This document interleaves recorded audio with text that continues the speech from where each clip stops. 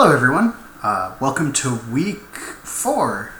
We are on Unit 3, Reading and Organizing Effectively. First, before I get started too much, I just want to thank all of you for your work so far this semester. I'm not kidding when I say that as far as the work that you've been turning in and the fact that you're turning in that work makes you one of the better classes that I've worked with in a while, especially since I've started online teaching. Your stuff is on point, you're turning it in on time. Usually by now I have a significant number of people who I'm asking to drop, and you guys have just been you guys have just been doing extraordinarily well in this class. So I just want to let you know that you guys are doing an awesome job, and you guys have been fantastic. Okay.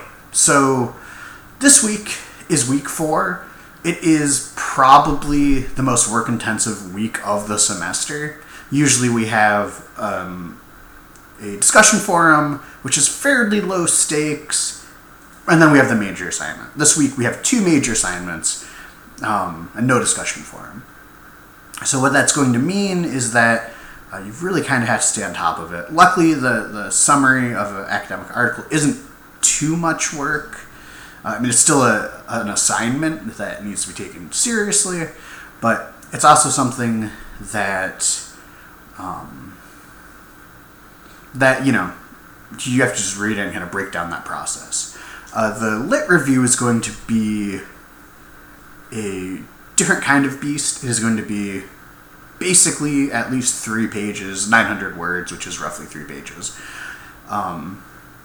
Of text that's going to examine, basically summarize and synthesize your sources so far in a way that contextualizes them in the sort of research on your topic as a whole.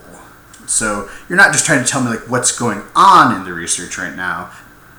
You're trying to give me context and show how not only is this the research, but these are my thoughts on this research. This is how this research connects, that sort of thing. So that's something I'll get into in just a couple more minutes. I'm going to go, kind of summarize the week first, and then go into each thing.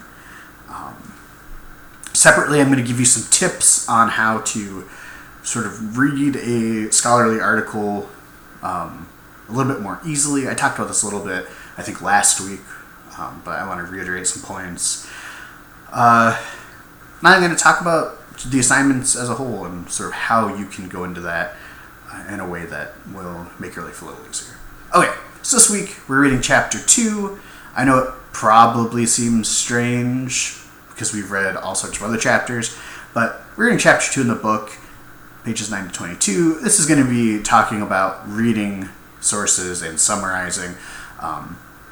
You might ask, why didn't we do this earlier? It is a very important thing. 1, you guys have had so much to read, and 2, it's particularly relevant here because, with the research proposal, you were more interested in getting sort of the baseline information out. Basically just learning, hey, is this something related to my field? With the annotated bib, you're diving deeper, but you're really focusing on those questions of context and content and reliability. So that's something that, you had a very focused direction you were going with the annotated bib. You probably read the abstract and maybe the introduction or whatever, but that's going to, hopefully be very helpful. Or not helpful, God, I can't even think today. So that was very focused and, was helpful for you when it came to deciding if a source was going to be helpful in the future, but not necessarily helpful.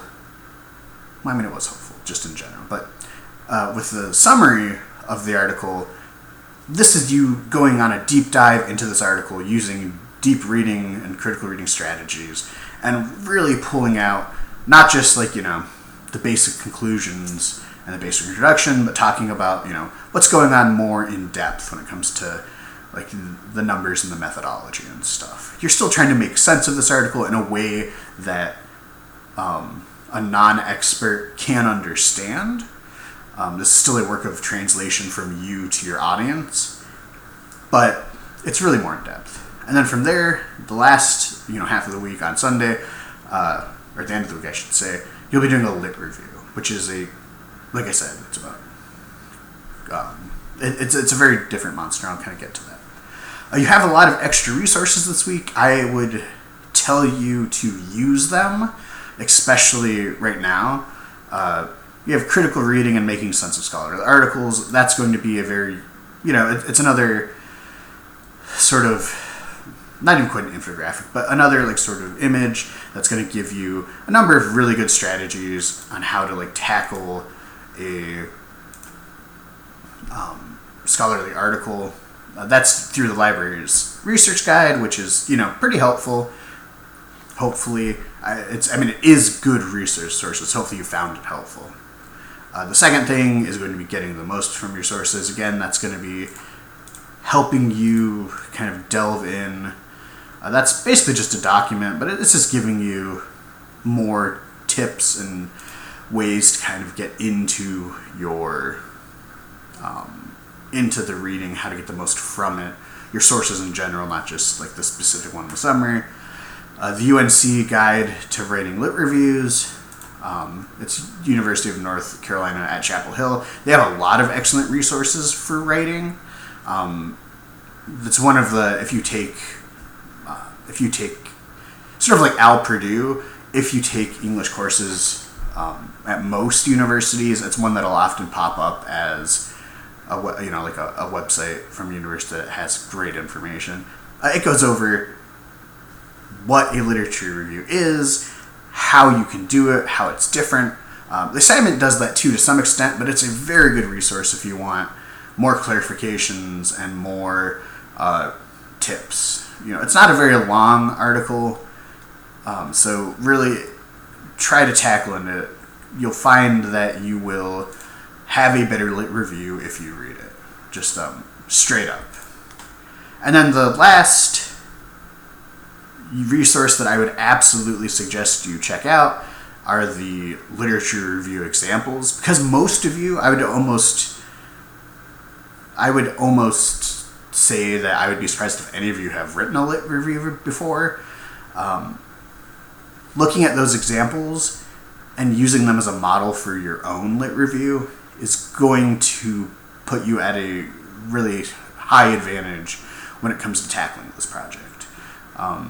If you kind of just try to go into it and run at it as though like any other papers you've tried to do, you're going to find yourself sort of stumbling. It's really important that you read those examples, read that UNC guide, and sort of synthesize those resources to create a strong center that you can work around. Okay, so I'm going to go a little bit in depth again into the assignments. I know you can read, so you could just read the assignments, but I still like to kind of break them down and talk a little bit about them. So the summary is going to be a formal summary as opposed to like a maybe a more traditional informal summary where you're just kind of telling me stuff. There are specific things that you're going to want to relay to me. And basically the whole idea of the scholarly summary is you're going to pick one scholarly article or book chapter, and you're going to read it carefully. You're going to do deep reading. Again, you can use that critical reading strategies from the LibGuide to help you, library guide. And you're really going to give a deep dive into the specific scholarly article. You will notice that doing this is going to mimic some of the work that you're going to do in your lit review later in the week. That's why we have these things assigned together, because by doing this one, it's going to give you a good sort of, it's going to be good practice for the lit review. So you want to read carefully. You want to use good deep reading strategies, reading the thing and then going back and reading it again, taking notes. You're going to want to engage pretty strongly with it. Some people underline, some people highlight. It's important if you do those two things, you do it in a way that's useful. A lot of times students, with highlighters will over-highlight and they don't know what's important. So there's a lot of strategies you can use to do deep reading, and that's useful. Do not skim the article, but do look for important or key expressions.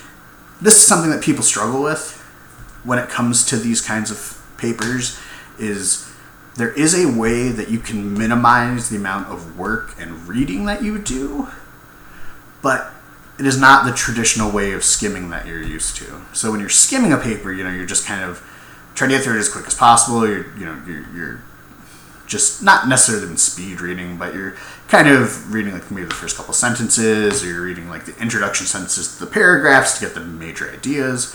And that's not going to be helpful for this kind of a summary, especially an academic summary. But there are ways that you can read more quickly and find specific information without necessarily just doing a baseline skimming. Of course, even this step you want to do as an introduction to the paper. You eventually want to make sure you read it more in depth, but like it says, you can look for important or key expressions. A lot of the times when you're reading a scholarly resource, you'll find the same terminology over and over again. You'll find the thesis restated in many ways. And you can sort of, while you're reading this, while you're going through it, you can say, okay, this is an important term that they're going to be using. I've already seen them use it 3 times. This doesn't mean just necessarily skip to every time you see that, but it does mean when you do see that, you can know that this is an important moment. This will help you read much more quickly. You can read this, you're reading it, but you're still being like, oh, I can sort of flow a little bit more quickly. I find this thing, at least on a first read through, and then be like, this is important. And then when you go on a second read through, or when you go in to consult your notes, you can then narrow down and say, this is what's important.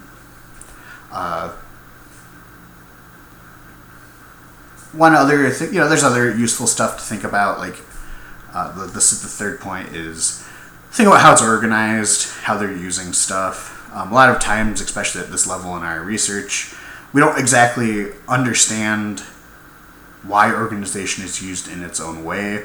We just kind of think like, oh, this is going to be a natural progression. We don't think about why we're doing like the methodology section, like maybe as the third section as opposed to the second.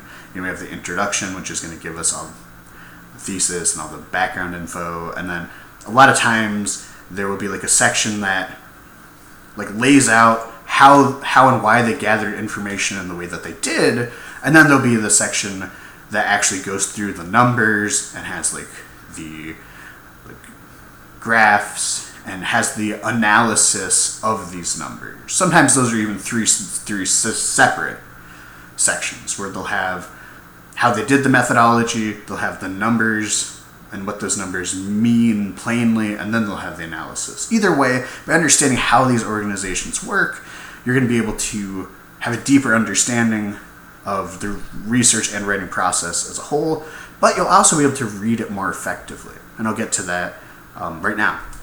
So when you're trying to read a full academic article, a lot of people think that you need to read it from page 1 to page 20, and that is the strategy. Just read it all the way through. Unfortunately, that is not, especially where we're at, because we're not experts in our topics, that's not useful. You're going to find yourself getting to like the third section where there's all the numbers, and you're not an expert, you don't know what those numbers are saying, so you're going to find yourself just getting derailed. So it's really useful, again, going back to why the organization is important, it's useful to like look at the organization and determine how you're going to read this. For instance, sort of like I talked about last week, one of the best ways to read an academic article is read the introduction and then read the conclusion. So that when you're going through the rest of the article, you sort of know, you know the thesis, you know the conclusion, you don't have any surprises, so when you go back, you can relate it to both. This is going to make your life a lot easier. It's going to make it to where you're not lost, and that's going to make it a lot less intimidating. The second thing along this step is read the methodology and the analysis section before reading the actual breakdown of the numbers and how those numbers were gathered and necessarily used. Well, gathered, usually they'll tell you in like the part of the methodology, but you don't want to be in a position where you are hamstringing your ability to move forward because you're trying to tackle these numbers that you really don't necessarily have an expertise in, and it's hard to jump into. So after the introduction and conclusion, oftentimes it's good to read, maybe the analysis bit, or maybe like the part where they're talking about who is included in this information, how they know this is a representative group, that sort of stuff. The reason I'm not giving you the reason I'm being kind of vague about what the sections are called is because sometimes they're called different things. There'll always be an introduction, there'll always be a conclusion. Almost always there will be a methodology section, but sometimes the methodology section will have all of the numbers and the content like mixed in or at like the back. Other times that sort of the number work will be done in a completely different section. The analysis section might also be attached a little bit to that. So it's going to take a little bit of critical reading and critical thinking to figure this out. But if you can break this down, you can read effectively read a scholarly article much more quickly. And you might find yourself thinking, okay, I don't necessarily have to tackle one of these sections fully because I'm not going to understand those numbers anyways. And the rest of their analysis is going to show me which of those numbers are helpful. Again, if you are an expert in the field, you would delve a little bit deeper into that, but none of us so far are experts in this. Okay, and then there's the basic stuff for this assignment. Include your research question, have a full APA style citation of it, use your own words. This is why we're having you read the section about summarization. It's really easy at this point to accidentally take a lot of language from the source and not actually say it in your own words and work it into your own vernacular. So this is really us also trying to practice not falling into those pitfalls that could be mistaken for plagiarism and academic dishonesty. So that's really important. Be concise, especially in a summary. A lot of times people try to pad their assignments with extra language, especially in a larger thing. But, we're really looking at having your summary be about a page and a half. That's 600 words-ish is around 2 pages. So we're looking at 550, a little bit less than that. If you get to 2 full pages, that's okay, but that's really the limit we want here. Because the idea with a summary is that you're condensing the material down in a way that somebody who has not read the article can read the summary and think to themselves, okay, I understand what's happening. We're not looking to be as compressed as an abstract, but we're definitely trying to make sure that this is a small piece that we can tackle in a way that makes it easy for our audience to absorb. And there's a lot of, there are some tips, suggestions from the pages 58 through 59 for writing summaries. It wouldn't hurt to read those 2 pages, but it breaks down. Before you can effectively condense, you have to write them in your own words, identify the main ideas, identify the thesis, all basic summary stuff. So really, this shouldn't be too difficult of an assignment. I'm hoping it's roughly the same amount of work as some of the discussion forums. Of course, it's going to be more, but this isn't moving the world. You're reading an article, you're trying to train yourself how to read these effectively for when you're doing the lit review and when you're doing, everything else kind of moving forward. Because you're going to be working with sources this entire time. Okay, so that's really all of the discussion I wanted about the summary. That's all of my sort of tips about it. Of course, read the pages, try to understand what writing a summary is. Sort of the meat of this week is going to be a lit review. So our lit review, so sort of how I mentioned in the introduction to this video, is probably not something you've ever done before.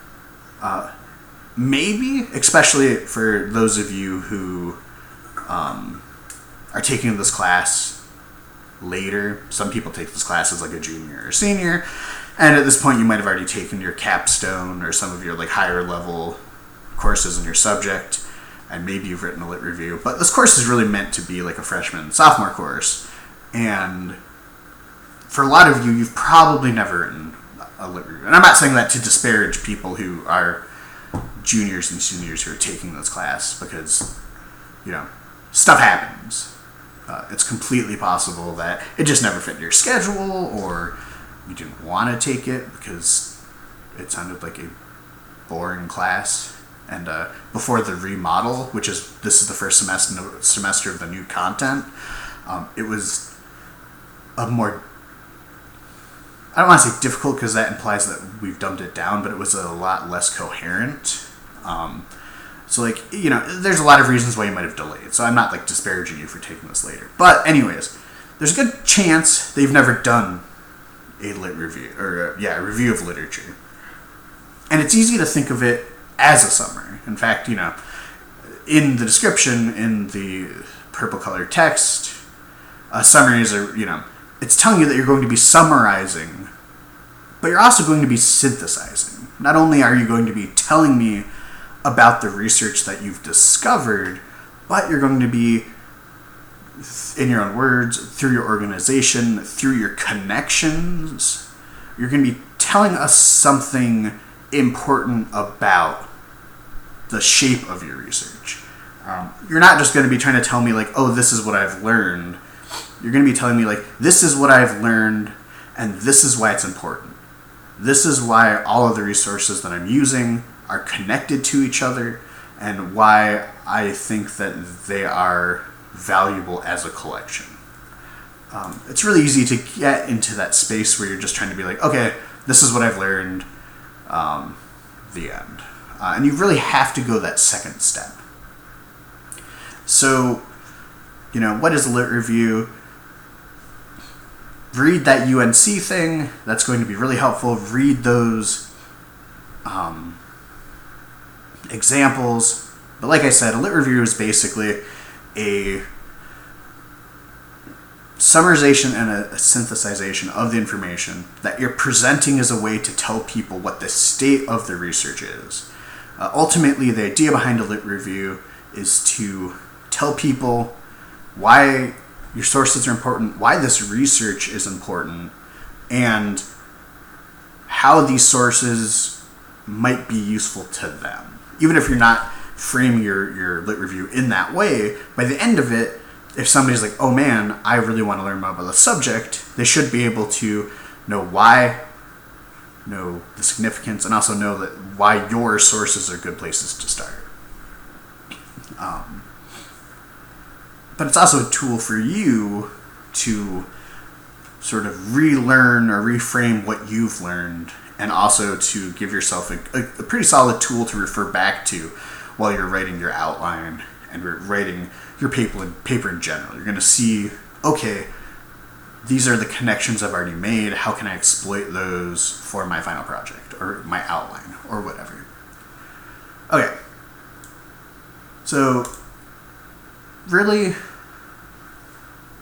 sorry, I had an itch. There's going to be a couple steps, basic stuff that you would find in a normal paper that you might have read before. You know, there's going to be a introduction, body, conclusion, and your reference pages. Your reference page needs to be APA. You're going to be trying to introduce background information in your introduction. That's giving a context to the subject at large and sort of what you're focusing on. Like, you're sort of giving a context, not for the subject at large necessarily, but your topic at large. So if you've chosen, there's a couple people that are working on technology and childhood development, and it's a fantastic topic. So you don't necessarily want to talk about your focus topic might be a little bit narrowed down beyond just tech and children. It might be screen time and development in people of the ages 3 to 10, or I don't know. So you're introducing us to your specific topic, the thing that your research question is asking us. The body of your source is going to be talking about, you're going to be discussing your sources and how they connect to each other, how they connect to your topic, what they do, and how your sources work together in an important and interesting way. And then your conclusion, of course, is going to be recommendations, a conclusion or recommendation section. So, this is pretty typical as far as structure goes. But that being said, it is still a very different paper. You're not trying to argue something, but you're still trying to do more than just inform us. You're trying to inform us, but also give us specific ideas and takeaways that's going to lead us to think beyond the topic. A lot of times with purely informative aspects or papers or ideas is you're just giving us the information saying, you decide. Whereas here, you're giving us the information and you're saying, look, here are how these connect. This is why these are important. This is the shape of the research and how we need to think about it moving forward. It's not just done. You're doing something active here. Okay. So each of your sections, your body, your conclusion, whatever, you're going to, go through those. They're going to have different tips. The assignment talks about them a little bit. I trust you to have the ability to read. So really, the best section of this assignment moving forward on the assignment page is the goals and the questions to ask. You're trying to identify the topic. You're trying to identify the problems. You're trying to explain the topic and the problems. Again, this is why it's more than just informative. You're getting really in depth into what the problems are and how this research kind of helps you move towards those. So this may seem kind of basic, but I really do recommend you looking at that North Carolina Chapel Hill resource. Also reading the examples. Those are going to help you a lot. Okay. I think that's kind of it. Again, I hopefully give you a little bit more in-depth thought about strategies and the reasons behind why we're doing these assignments. If not, I'm sorry. But I think that was hopefully helpful. Again, as always, if you have questions or concerns, get a hold of me over email. I'll try to get to you as soon as I can. If you have concerns or questions about research specifically, get a hold of the library. You can stop by. They're open pretty frequently, pretty late, and anybody at the reference desk will be able to help you. Our library liaison, Joe, I have his email, on the Moodle page. If you need an answer, but you don't have access to the library or you're out of town or whatever, he can help you online when it comes to research too. I can help you looking for research as well, but librarians, that's their specialty. So you can approach the library at any stage of your project. Also, if you need hands-on sort of one-on-one help, don't forget the writing the writing center. They will sit down with you and help you if you're in the brainstorming stage, if you're in the research, finding sources stage. They're extraordinarily helpful, and I've said this before, but people that go to the writing center always do better than they would have without it. And I know this because usually they don't go to the writing center until after they've already done less well on their earlier assignments. There's always a market improvement. So anyways, those are your resources. Let me know if I can help. You have my email. A lot of you have been emailing me And that's been great. I love answering questions and helping out. But yeah, you all have a wonderful Monday, and I look forward to the week. Bye.